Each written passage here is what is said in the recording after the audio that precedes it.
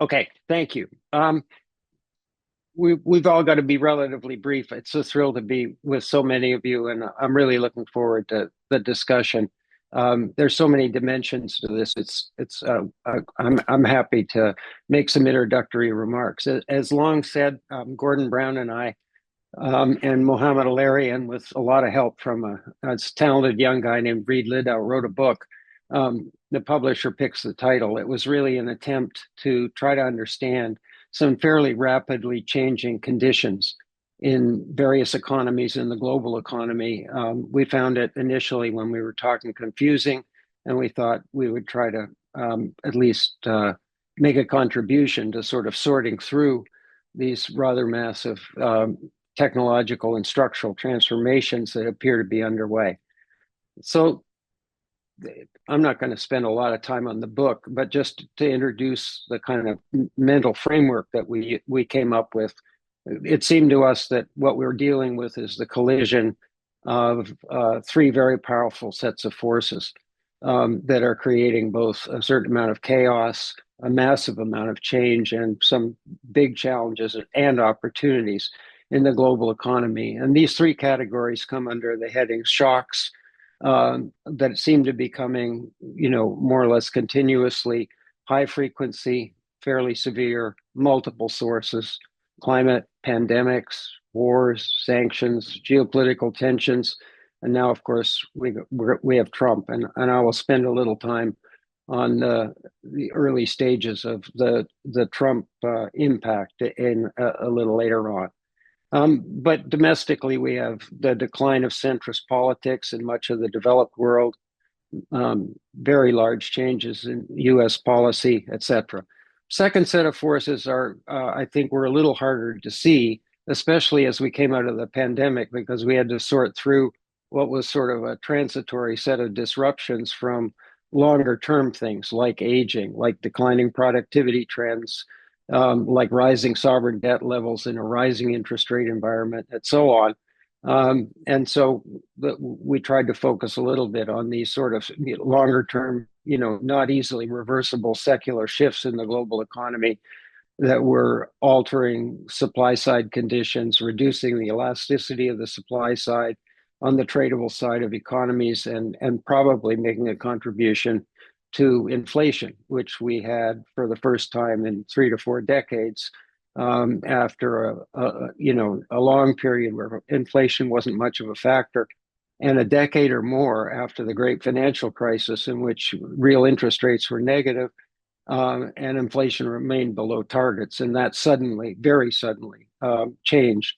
And then the third set of forces, which are, at least in principle, potentially a lot more optimistic, are these powerful technological and scientific transformations that are underway. The digital one, which gets most of the attention, especially with the arrival of generative AI, but also a revolution in biomedical sciences. Those of you who followed the Nobel Prizes this year will know that, somewhere between 3 and 5 of the recipients in chemistry and physics were in AI.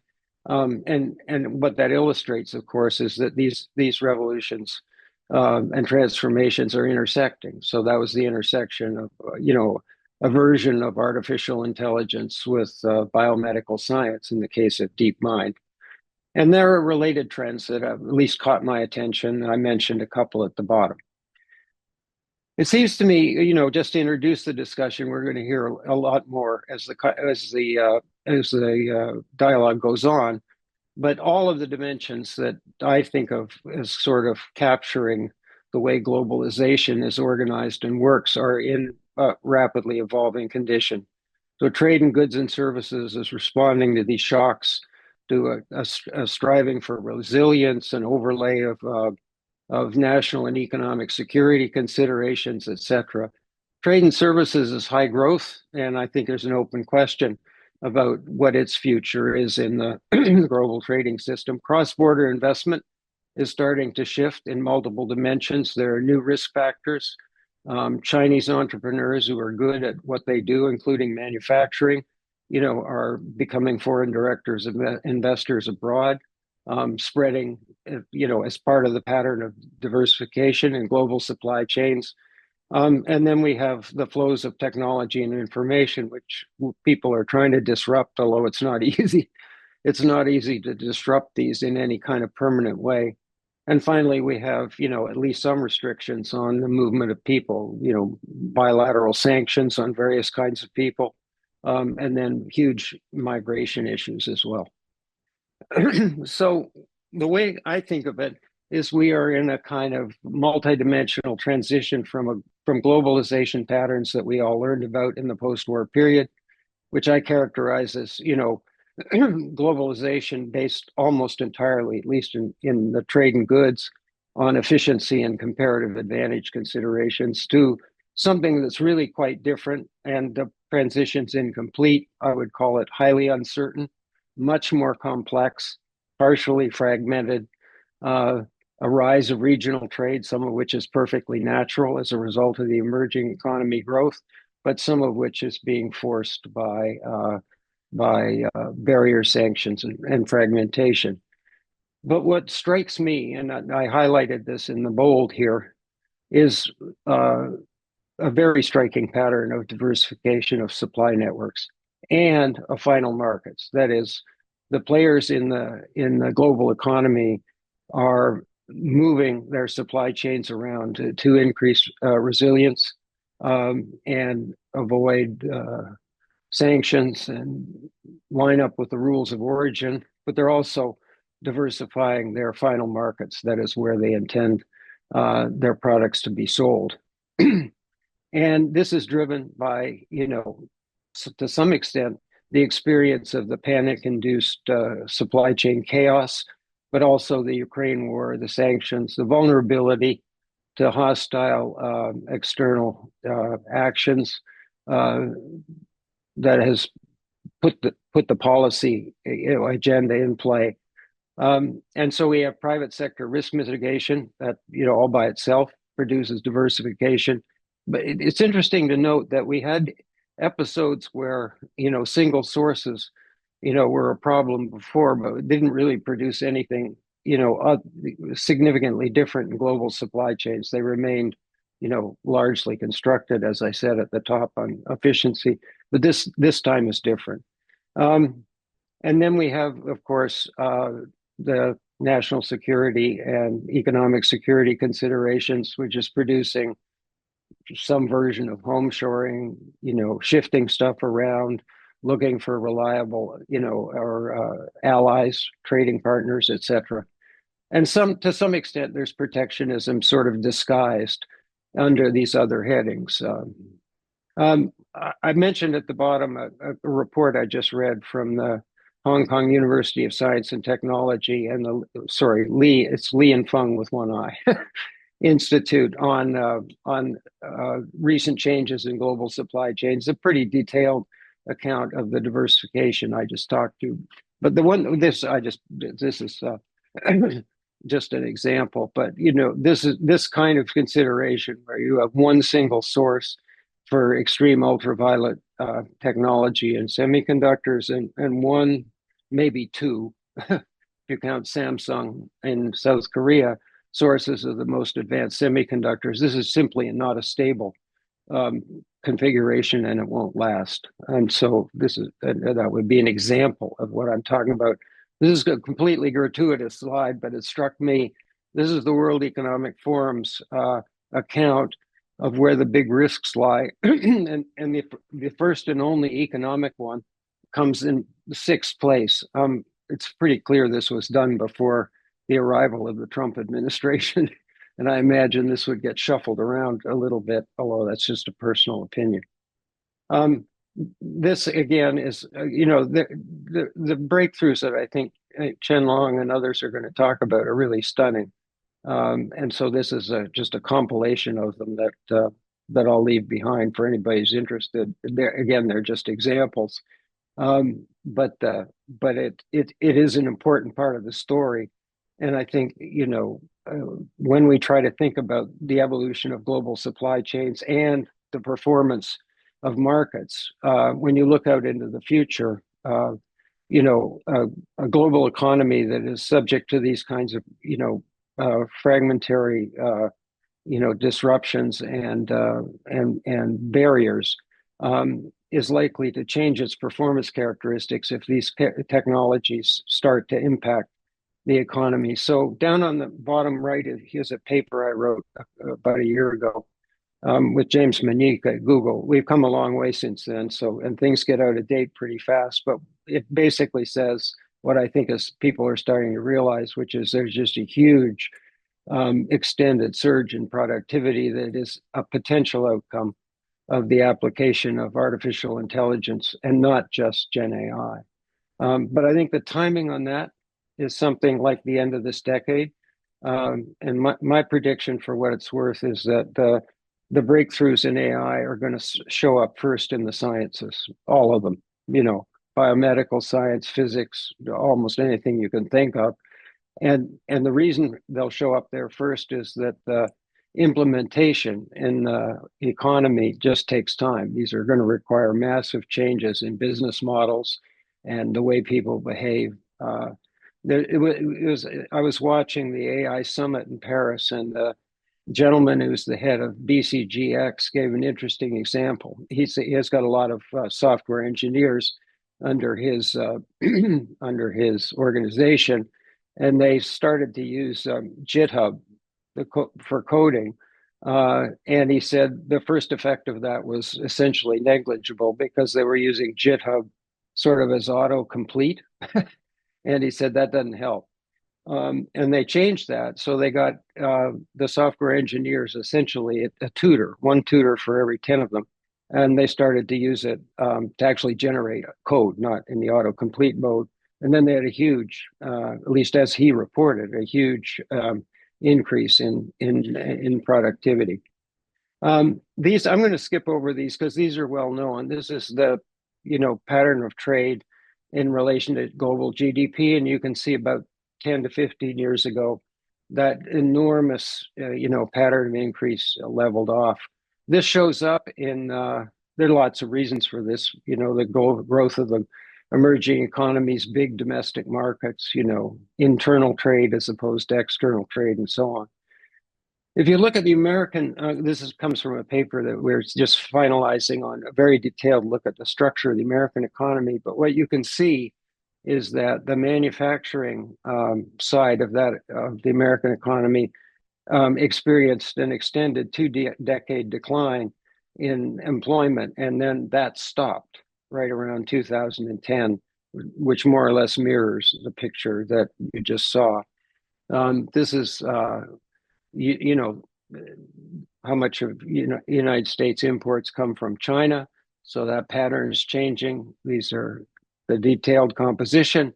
And this is the US share of imports from China and China's exports to the rest of the world.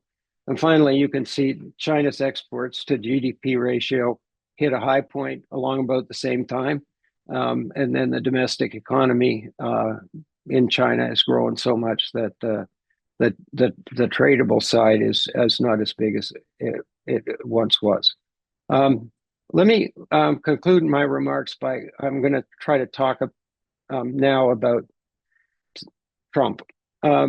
This is not an easy assignment, but I don't normally listen to sort of speeches that are given sort of in public in the whole, but I listened to this one. So this is the speech that Donald Trump gave at Davos. And one of the things I learned from talking to people who had talked with him is that, he frequently says what he means, and people sort of find a way to dismiss it. And so here's what I took away from that and his subsequent actions. The main message is, as far as I can tell, and I put the domestic agenda up because I believe it interacts with the international agenda in various ways that we can sort of talk about. The most striking thing to me, or one of them, was there's a very radical pattern of deregulation that's underway in the United States across multiple sectors. Some of this, is probably healthy. There's a pattern of, bureaucratic over-regulation in many economies and across, in the case of the United States, 50 states, that gets in the way of progress. But it may go a lot further than that. Second, He's putting loyalists in senior positions that I think have varying levels of expertise. I won't go into details, but that's been much talked about. He is definitely trying to downsize government in a fairly radical way again, among other things. He last week fired 18 inspector generals in federal agencies. He has essentially closed down USAID and so on. He seems to have higher education in his crosshairs, and that's caused, something vaguely resembling panic in major universities, public and private, in the United States. There's a proposal to cut the overhead, funding rate, which goes along with direct grants to principal investigators from 27 to 15%. There are various estimates of the size of that, but the United States federal government total budget for research in a wide range of fields is about $96 billion a year. And so you can do the math, take 27% of that and then cut it by about a third, and you've got fairly large numbers. And I think the other thing about this is there's a difference between sort of saying we're going to do this over a 3-year period and you guys better adjust, and doing it overnight. So that's another feature of it's a blitzkrieg in a certain kind of sense. He is definitely trying to increase the power of the presidency, he and his administration, with respect to Congress and the judiciary, and even the bureaucracy in the executive branch of government. He has forcefully rejected diversity, equity, inclusion, ESG, in the government and beyond, and especially in the climate change area. He made in his speech, he went out of his way to say there's only 2 genders. And then I mentioned at the bottom an essay that I found quite interesting in the FT by Darren Asimoglu, who basically said, if this process ends up undercutting the institutions, then we will have a chaotic situation in the United States, not tomorrow or next year, but by the end of the decade. It's definitely worth reading. On the international side, I think the outline is pretty clear, so I'll try to be brief. The thing that's most striking to me that I don't think has received enough attention is that President Trump himself, but also the people that he's working with, believe that bilateral deficits are evidence of something gone wrong, unfair trade, or something like it. And they also believe that that pattern has contributed to what they view as unfair and unsatisfactory distributional features of trade. It's not just Trump. There's an article by Lighthizer, who was his trade person in the first administration, who basically wrote an article sort of laying out the whole argument. There's a tendency, I think, among economists who studied this, that kind of dismiss this as sort of nonsense on 2 grounds. One, and unless you take seriously this distributional thing, there's no particular reason why you should have bilateral balance. And the second one's macro, which is, as long as the United States, gross fixed investment isn't above the savings rate, there's going to be a deficit somewhere on the current account. And, so you're distributing it around maybe differently. But I do think that the pursuit of this, which seems pretty clear to be part of the agenda, whether it's implemented through tariffs or encouraging foreign direct investment as an alternative to trade, which he spoke explicitly about in his speech. He said, we want the jobs here. You're more or less, depending on which sector you're in, you're welcome to come here and invest and employ people. But if you try to do it by trade, you're going to face tariffs.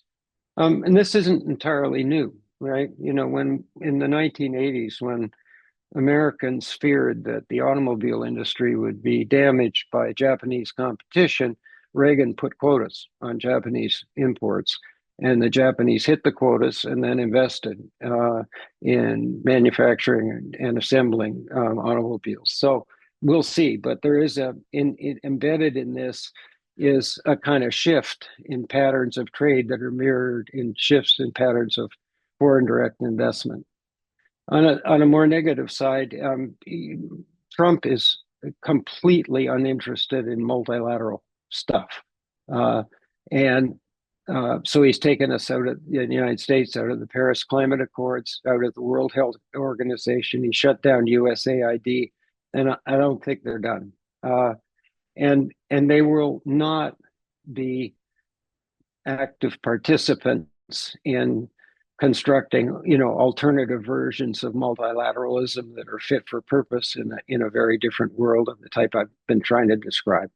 And so I think that's a feature that we need to kind of wrestle with.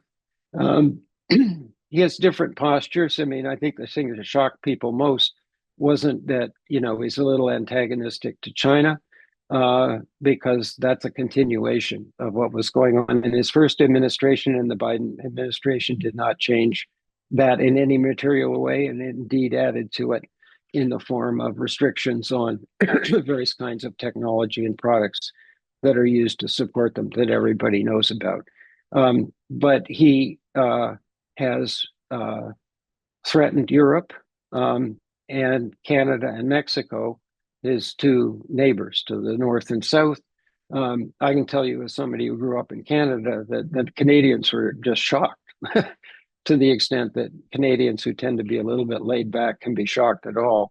And they're kind of busy figuring out what to do, but it is galvanized. Canadians are not quite of interested in becoming the 51st state. Meanwhile, you probably noticed if you look on Apple's map, the Gulf of Mexico is now the Gulf of America. So he did more than that, but that's kind of where we are. So I want to just conclude my remarks by saying, so what does this mean from the point of view of a reconstructed, what Gordon Brown called globalization light version of multilateralism that's fairly inclusive, creates opportunity for a wide range of countries, including low-income countries. And the first observation, which I don't think most of you will disagree with, is there's really no reasonable chance of going back where we came from for most of the post-war period. So we need something new. We need the engagement of the multilateral organizations, the WTO, the IFIs, et cetera, and new ones like the New Development Bank, the Asia Infrastructure Investment Bank, and so on, to be participants in this reconstruction process. But I think, one possibility is just a complete breakdown. We don't do this reconstruction job with the United States missing in action. And that can take two forms. It either would be everybody goes their own way, opportunistically, and there's a certain amount of chaos because there's no agreed upon set of rules of engagement. And another one is a kind of new Cold War where people are one way or another, forced to kind of choose up sides. In this case, it would be between the Chinese and the United States. There's no open question about kind of where Europe is going to land in this. I think both of these are sort of not the most likely outcomes. And I think the more likely outcome is that the United States will be missing in action, at least for a period of time, that we will construct over time a new version of globalization. And I think that the main sponsors of that will be China, probably Europe, although I'm less sure of that. And a wide range of growingly influential and powerful emerging economies like India, like Brazil, like Indonesia, and so on. It won't be easy, but I don't think it's concerned. Let me conclude by saying what Gordon Brown's principal concern was, because he spent most of his time after being Prime Minister of Britain and before that, Chancellor of the Exchequer. His principal concern was that in this kind of, rather antagonistic interaction, with wars intervening and etc., that we would marginalize these multilateral institutions, which is, from his point of view and mine, and I think everybody's, a really bad idea. That is, you can talk in theory about global interdependence, but you need somebody managing it on a day-to-day basis, arbitrating disputes, and so on. And so it's a concerted effort to avoid that outcome, even if the Trump administration's taking the United States in a different direction. But I can easily see a scenario in which the United States is essentially, over time, isolating itself. Now, it's big enough and powerful enough that it can probably do that for a fairly long period of time.